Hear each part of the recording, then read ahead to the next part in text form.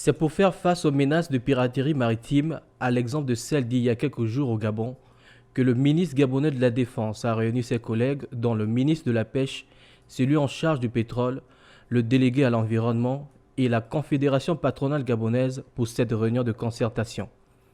Principal objectif, rassurer les opérateurs économiques de ce que le gouvernement demeure à leur côté et ne permettra plus ces actes de piraterie maritime parce que des actions fortes et concrètes seront menées. L'une des conclusions de la réunion, c'était la création immédiate d'une task force qui va permettre aux opérateurs de travailler directement avec les forces de sécurité et de défense dans l'immédiat. Ce que je vous ai dit plus tôt, c'est que les instructions fermes que nous avons reçues du chef de l'État, chef suprême de forces de sécurité et de défense, c'est que de tels actes ne se reproduisent plus dans nos eaux. Il faut absolument sécuriser nos eaux, quoi qu'il en coûte.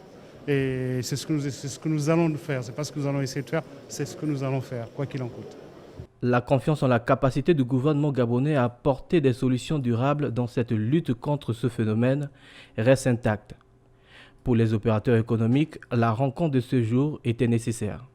Déjà, nos opérateurs sont les principaux concernés par ce fléau qu'est la piraterie maritime.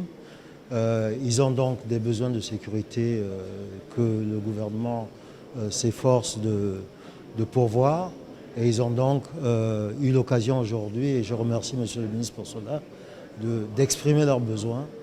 Et ils auront l'occasion, à travers le groupe de concertation qu'on a mis en place, de faire des propositions de manière à ce qu'ensemble on puisse renforcer cette sécurité qui existe déjà.